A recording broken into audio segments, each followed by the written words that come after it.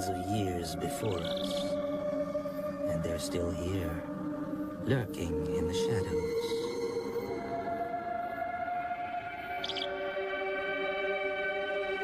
They grew tired of hiding away beneath our feet.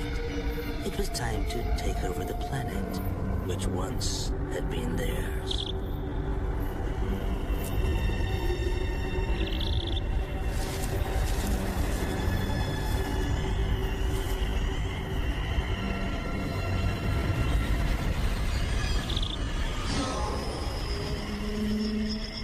Their numbers were vast, and no barrier could stop them.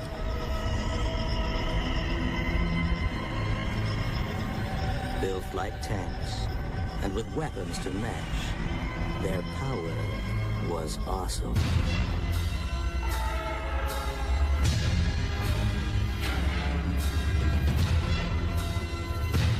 This was the night of the Beetle.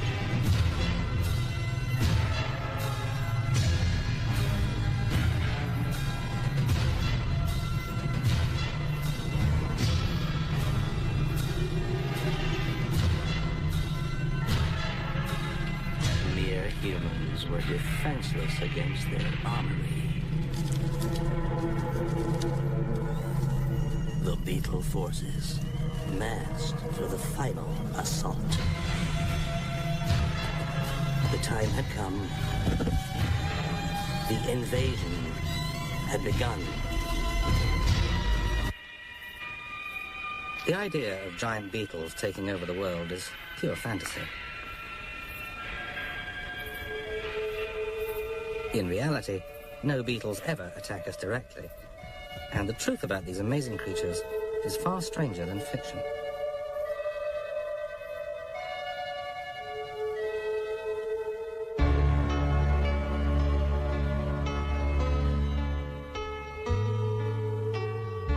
Old movies exaggerated the threat of giant insects, but beetles, which can be as big as your hand, match up to many of the myths. Stag beetles do have spectacular weapons, and pound for pound, beetles are the strongest creatures on Earth, lifting up to 100 times their weight.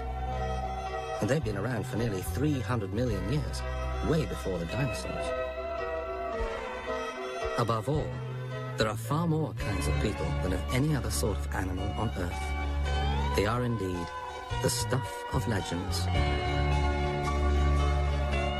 But why are beetles so special? Revolutionary discoveries about them and how they could be crucial to our survival have only recently come to light.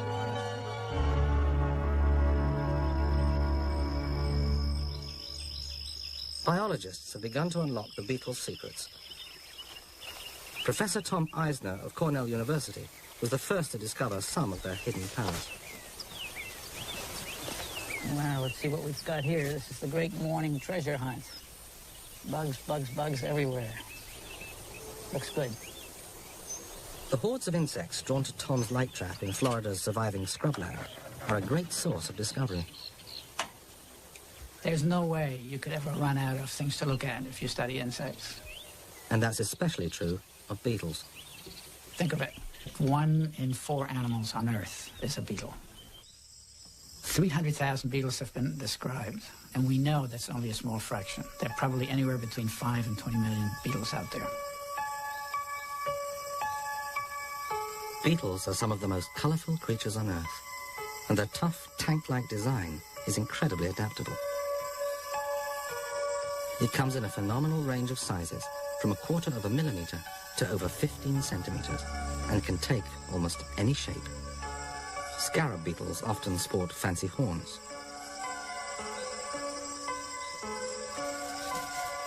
While weevils have the oddest snouts.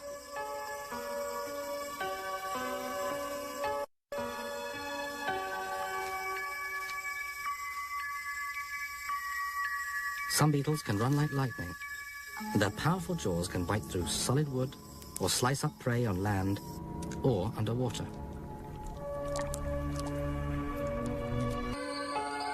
Tough wing cases are the beetle's trademark, allowing them to survive almost anywhere and protecting delicate inner wings. Despite their heavy armour, most beetles can fly, if a little clumsily at times.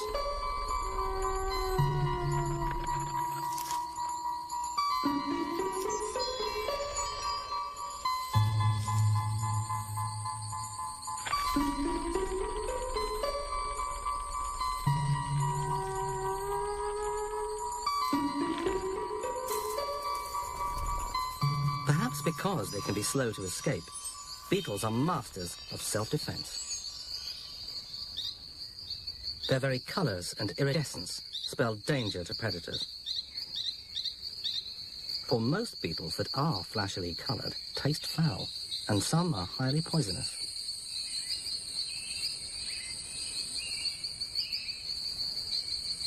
Many get their protection from the plants they eat.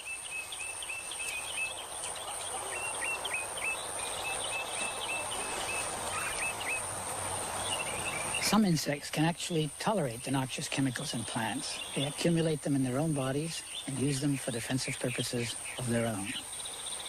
This beetle feeds on willow. Now, if you can tolerate a chemical, why not use it? And that's exactly what the larva of the willow beetle does. It accumulates the chemical in its own body and uses it for defense.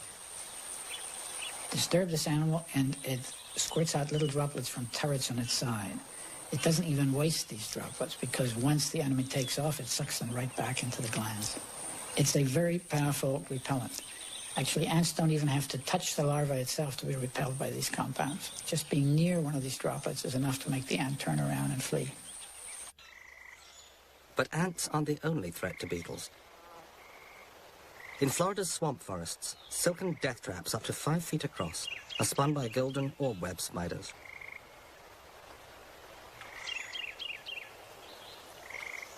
They catch masses of insects, but Tom Eisner knows that spiders are finicky eaters, and their discerning palates have revealed some of the beetle's secrets.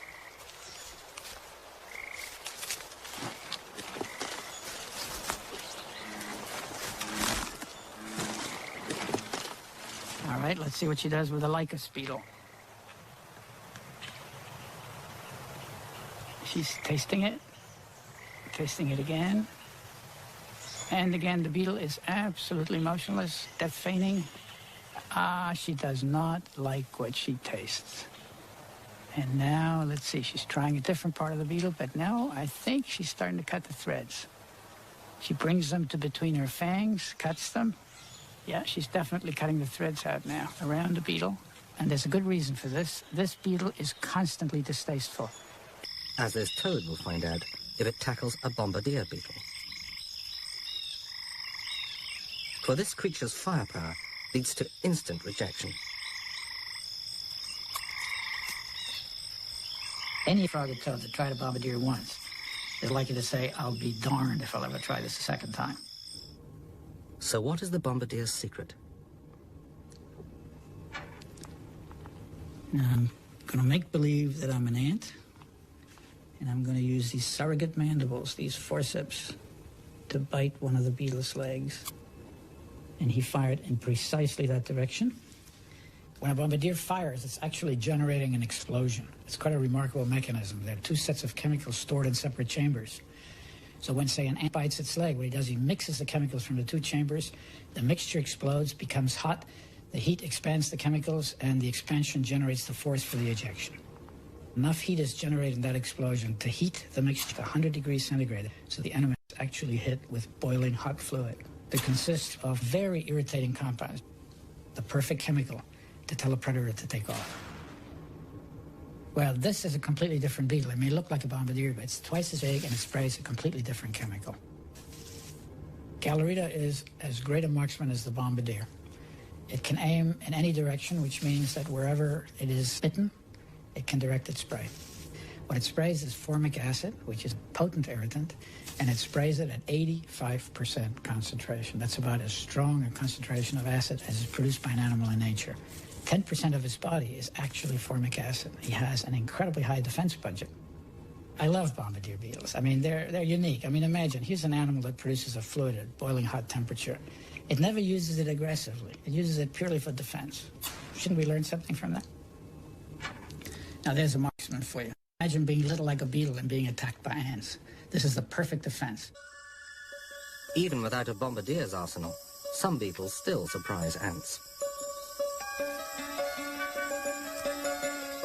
Flea beetles live up to their names. Ants have no chance.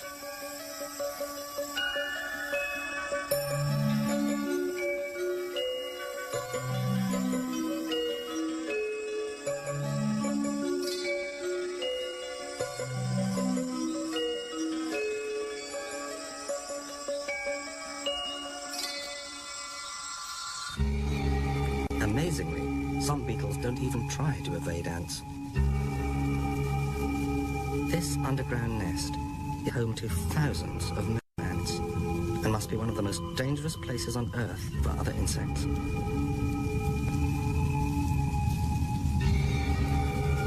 Small flies, cockroaches, and countless other victims are sliced up to provide food for insatiable ant grubs. And yet, one tiny beetle walks unharmed through the heart of the colony.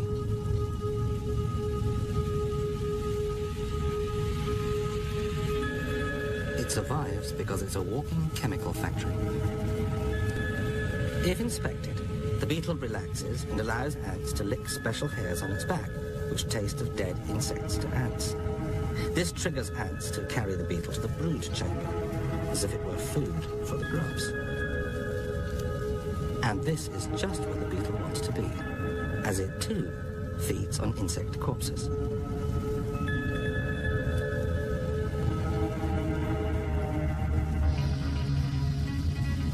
The ants even regurgitate sugar onto the beetle's head, as they do to sweeten food for their grubs.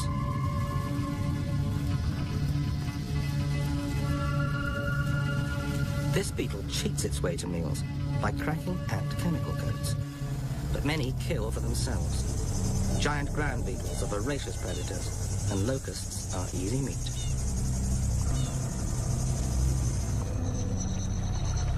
Spotted water beetles match piranhas for ferocity and tear victims limb from limb.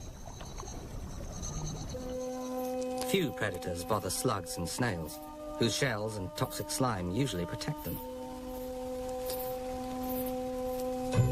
But beetles are not deterred and actually follow slime trails. The violet ground beetle pursues slugs.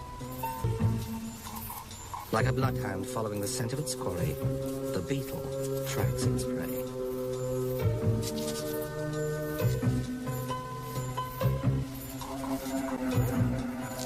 Wherever the slug goes, the beetle follows, tasting the trail with its mouthparts.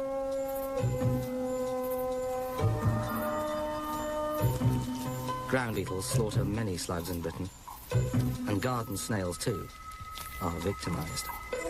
Snail-tracking beetles target them.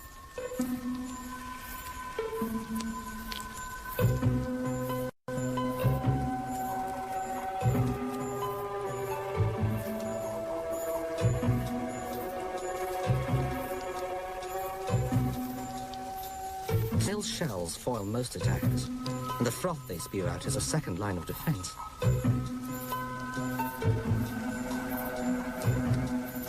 But only delays the inevitable under persistent attacks from this killer beetle.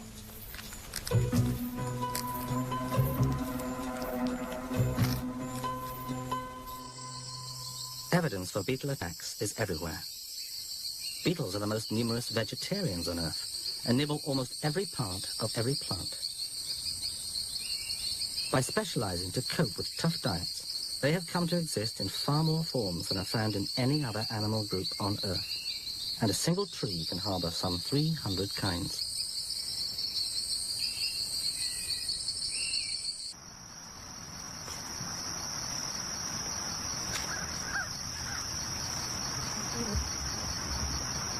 This beetle simply bites through a main vein. Sticky latex oozes out and is cut off from the rest of the leaf. The beetle can now feed on the unprotected leaf tip. Courgette leaves have a network of poison canals, but squash beetles cut trenches right through them.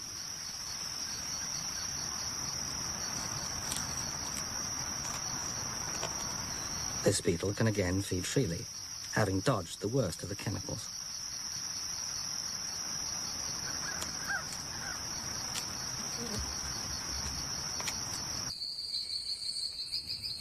These Panamanian vines have few poisons, and beetles can feast on them.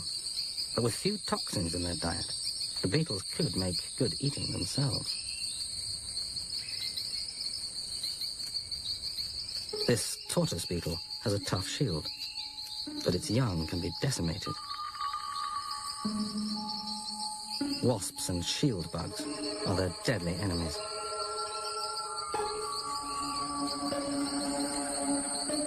But this beetle is one of the best insect parents of all.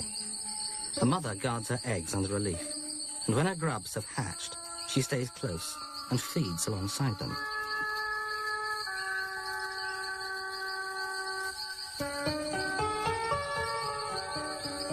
She can't afford to stray far, as the forests are full of hungry bugs. Alert to danger, she spots an intruder.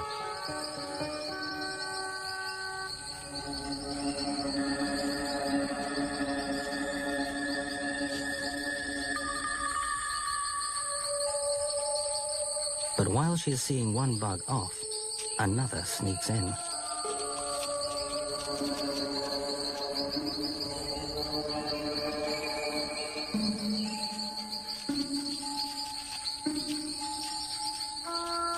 Even a diligent mother loses some grubs to the bugs, but her young would have no chance without her.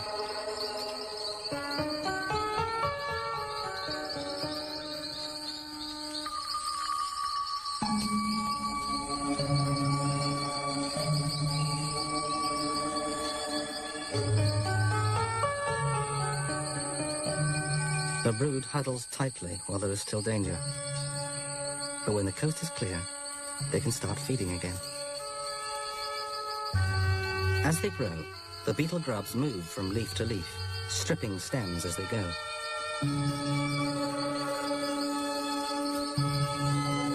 On flat leaves, mother's shield protects them.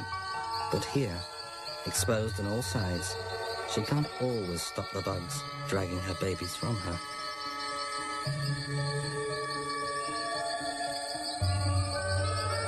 It's time to move on. Stragglers are vulnerable, and she must keep an eye on them. Danger is never far away. Incredibly, she encourages wayward grubs to head back and join the others.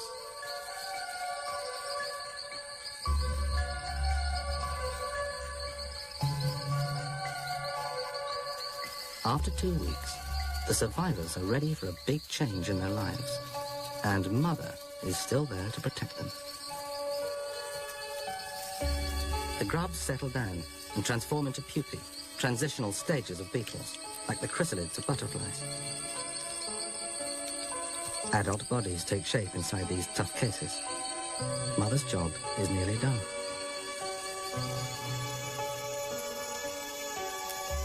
Soft white bodies emerge during the night when few predators are hunting.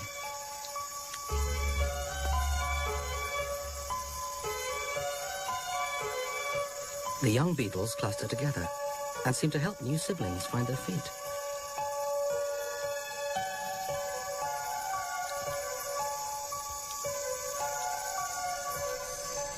By dawn, their shields have hardened and the onslaught on leaves resumes.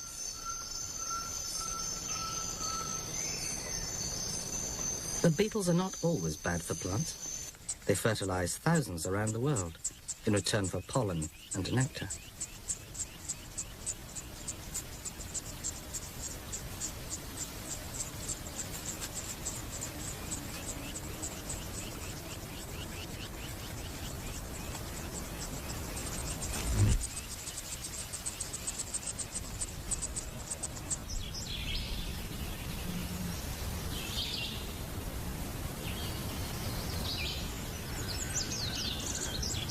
Many beetles find a mate among the flowers.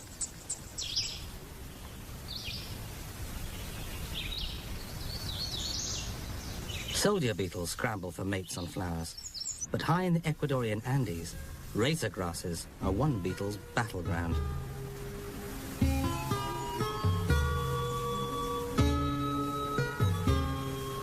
A male caliper beetle, the size of a large mouse, chews through the tough stem of a giant razor grass to reach the sugary pith. Only then will the female approach. She lacks the spectacular horns of the male, but she's not the aggressive one.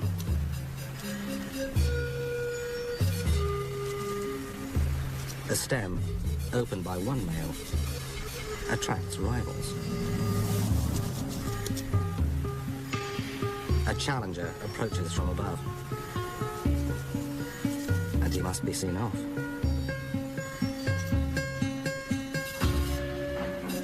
The opponents brandish their weapons and try to intimidate one another.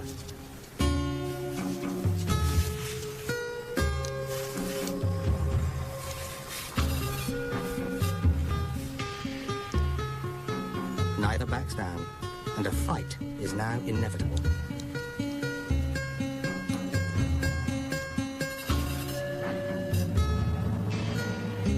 The best tactic is to get a horn under your opponent.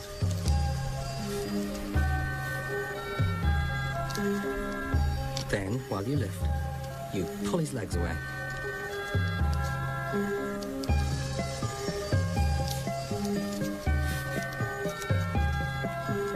And if you can get a grip yourself, you've won.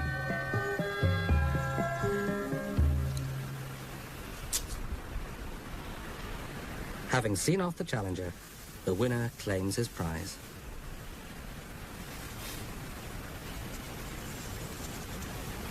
While the female feasts on his sweet stem, he takes his chance to mate with her.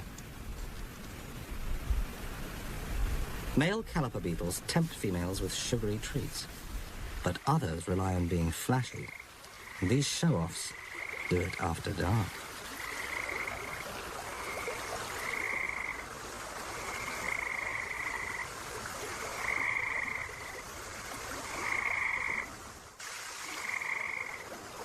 Fireflies are really beetles and produce light by mixing two chemicals together. Mark Branham has been decoding their signals. It's very magical working at the site because it's the only place you can combine the 4th of July and a whole chorus of frogs at the same time. I think natural light, bioluminescence, has always been very awe-inspiring. And the fact that there's something which is being communicated in this incredible way, a glow on a hot summer night, is even more magical when you know what it says. Fireflies are known to recognize others of their kind by their flashes, but Mark is seeing if they can use them to choose a mate. Males of one kind hover and flash, looking for female replies from the ground, but some are fakes. Well, I can construct flash signals on a computer and then hook the signal to a small light bulb, which would then simulate a female firefly.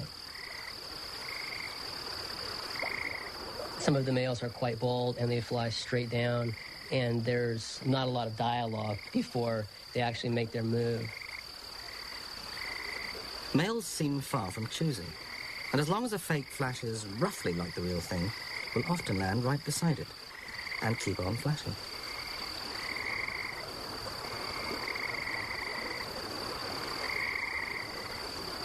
Once they find out that it is not a real firefly, they just sort of act very disgusted and they fly away.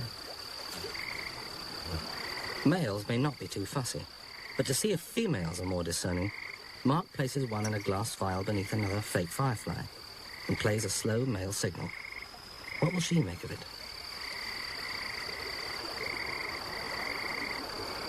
No response. He's not too bad, but, I've seen better. But what about a really fast flasher? Ah, wow, that's a firefly. Females reply to faster flashing males, and maybe choose better mates that way. Firefly displays begin to make sense, but some beetles signal very differently. Longhorn beetles rasp out loud warnings using a file on their backs, and each species hits a different note.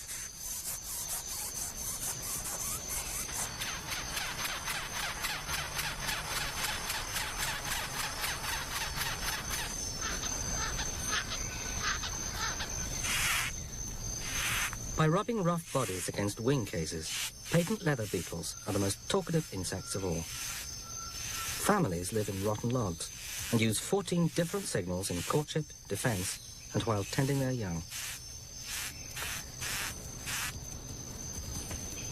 Tok-tok beetles are far less eloquent and are named after their one simple signal. Another drummer produces perhaps the most unwelcome insect sound of all. Death watch beetles decimate timbers in old houses and rap on them with their heads. Their eerie chorus gave rise to macabre folklore as far back as the 17th century.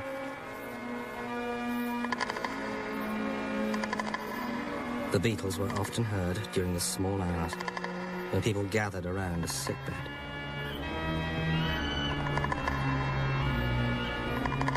The sound of the death watch beetle was a sure omen of death.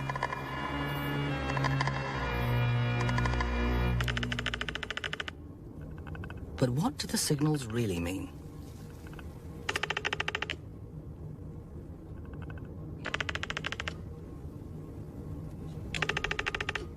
Using a small loudspeaker to vibrate a piece of plastic, Tristram Wyatt talks to these beetles. Well, in the foreground, we've got a male beetle who's tapping. And each time the male taps, I'll pretend to be the female and respond. So he taps, and I respond. He taps. So far as we can tell, the taps from males and females are identical. The females wait for the male to tap first and respond to him. So the only way that he knows that he's talking to a female is because the female, or me, is responding within a second. Each time he gets a fix, he's hoping to pin down the direction the female's in, although in fact he's not very good at it.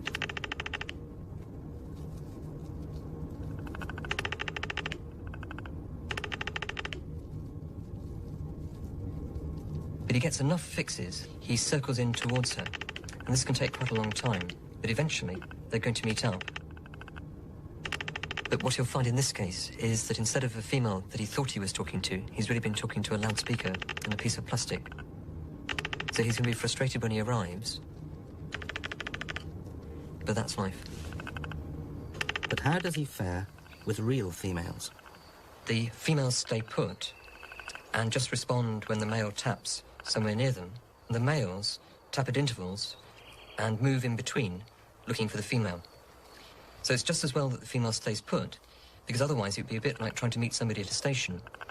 You always have to have one person who agrees to stay in one place, otherwise you go past each other time and time again. Sometimes he'll keep on tapping, even when on top of the female. Now, we have a feeling that the female is actually weighing the male as he climbs on top. You can make an unattractive male more attractive by putting a blob of blue tack on his back to make him heavier. But without such help, this lightweight gets turned down. But most beetles don't use their heads to find a mate. They communicate with chemicals. The tiny oriental beetle has become a scourge of American golf courses, gardens, and crops since being introduced from Japan accidentally. They are so small that we often carry on around them unawares, while they are very successfully finding their way to one another and multiplying at an alarming rate.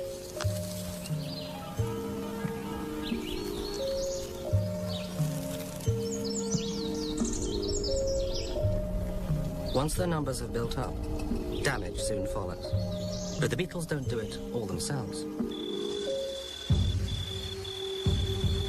Skunks visit the fairways at night and dig in for a bonanza of beetle grubs.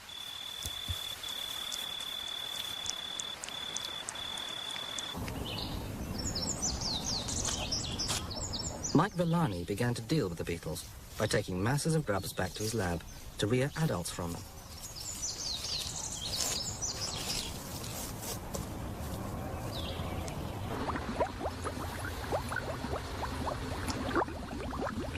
Filtered air was passed over virgin females in a glass chamber, and their smell collected in absorbent crystals.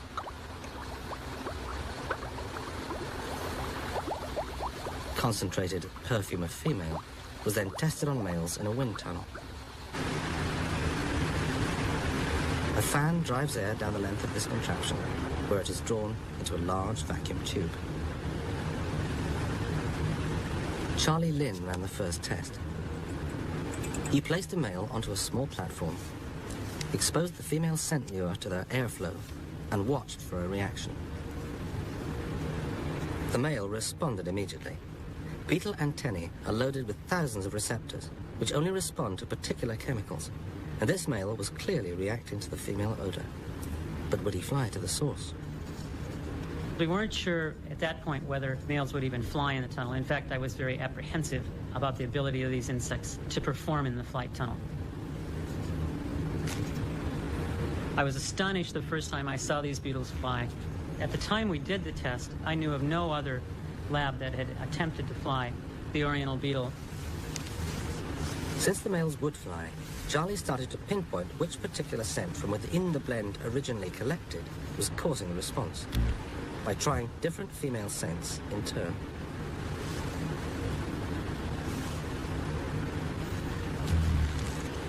The tests went so well that the key chemical was identified within days and an artificial scent manufactured.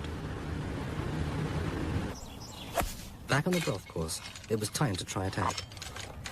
Paul Robbins and Mike Villani first set out beetle traps in 1993.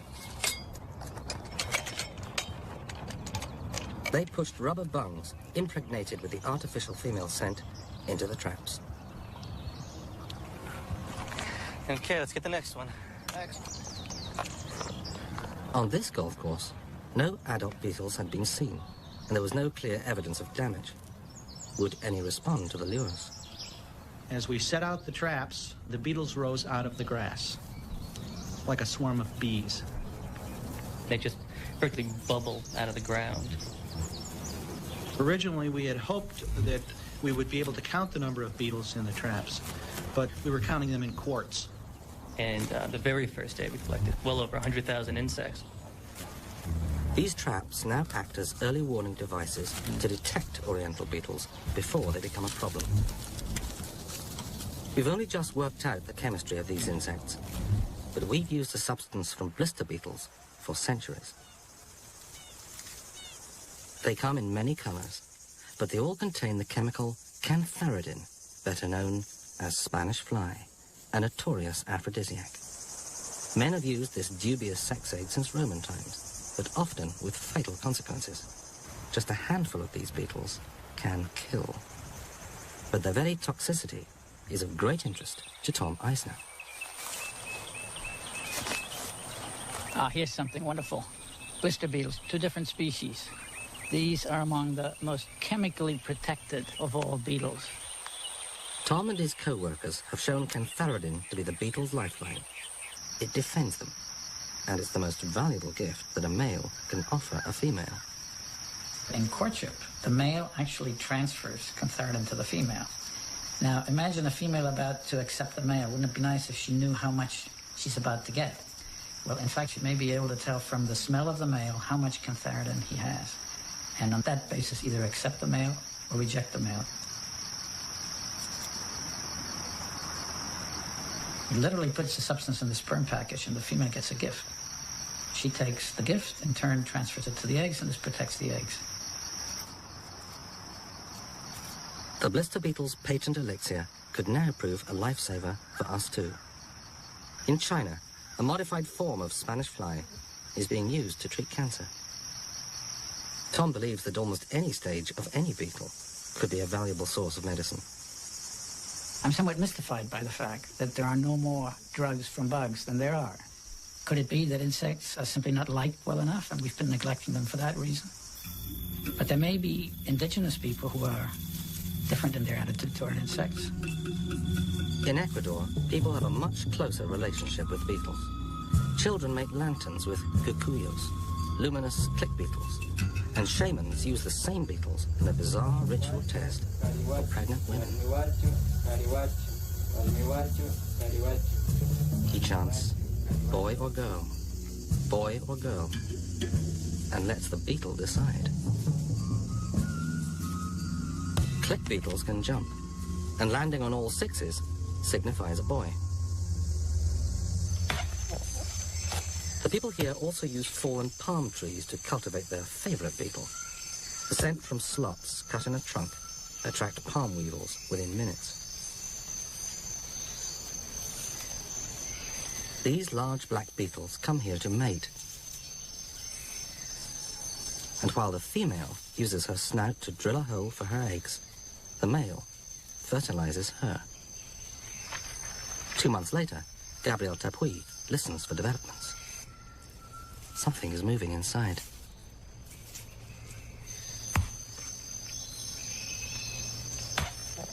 It's time for an unusual harvest. Weevil grubs.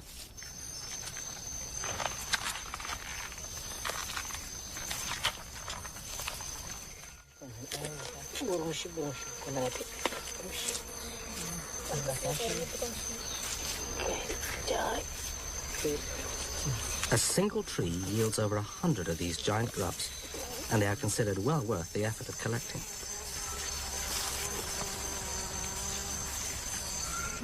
Some are boiled up to extract their oil.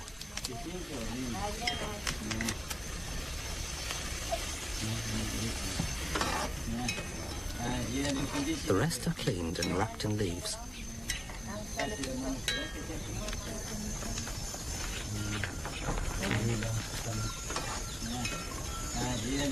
The weevil oil is collected and saved for later, while the bundle of grubs is now ready for baking over hot coals.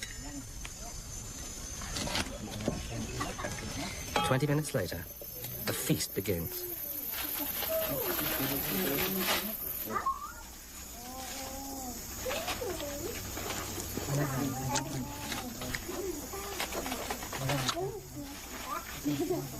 These grubs are truly tasty and full of proteins and nourishing oils, and they are popular all over South America.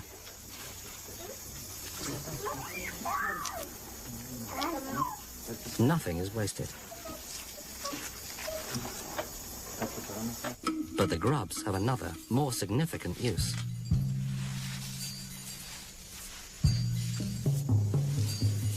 Rubbed on the tummy of a sick child, they are considered a cure-all, and oil collected from the cooked grubs is a valuable medicine in Ecuador. Doctors from the capital, Quito, now visit the jungles to buy it. It is yet to be tested scientifically, but the people here swear by it. They say it is even more effective when swallowed. Biologists like Tom Eisner now view the medicinal potential of insects like palm weevils very seriously. You know, I think of insects as a vast treasury that is awaiting exploration. And Tom is spearheading the search himself. I've just caught a giant water beetle. This animal is not only big and beautiful, it's a chemical torpedo. When attacked, the animal gives off a noxious fluid from a pair of glands with which it is able to fend off fish. Any fish taking a chance on this beetle is in for a 1-2 punch. The secretion tastes like hell, and if swallowed, can make the fish really sick. Small wonder, since it is loaded with a toxic steroid similar to the cortisone we use in pain-killing injections. And a single beetle contains as much as can be got from 200 cattle.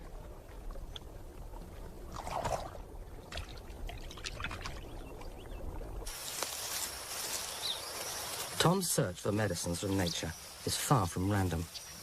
He looks for insects that seem vulnerable, but may have hidden protection. This beetle pupa is a sitting duck. It has no obvious defenses, and it's easy to see. But does it have a secret weapon? Using a typically homespun field trial, Tom sees how ants react to the pupa. Few bold ones are moving in. They're touching the rear of the pupa where there are only spines. Watch the front end of the pupa. Ah, look at that. Oh, magnificent. Look at the activity now. You have waves of ants coming up to the pupa and taking off. It's as if there was a military exclusion zone. There's something about this pupa that ant hates. It's dramatic. When you have evidence of activity, you have to go after the chemical. We were fortunate with this pupa because the chemical came as little droplets on these hairs. These droplets turned out to be an entirely new type of chemical. And the fact that they are so potently anti-insectant raises immediate questions. Could they be a new kind of mosquito repellent? Could they be repellents that you can use in agricultural contexts? To find a new set of chemicals that repel insects is in itself a valuable find. We have only just begun to look at the chemistry of insects. The beetles in particular offer fantastic promise. There are millions out there. Only a fraction of them has even been named. Hardly any of them have been studied chemically. Who's to say what there might be out there in the line of medicinals? But we've got a real problem. Every year, there are fewer and fewer insects. If we want to find these chemicals, we better preserve what's out there. It's come too late for many places, but the search for chemicals is providing fresh impetus in the fight to save rainforests. It's not just insects, it's not just beetles. It's everything, it's nature. It's the one legacy that we ought to preserve. Beetles are wonderful, beetles are interesting. The next time you see a beetle, take a close look, wonder about it. You too might be infected with Beetlemania.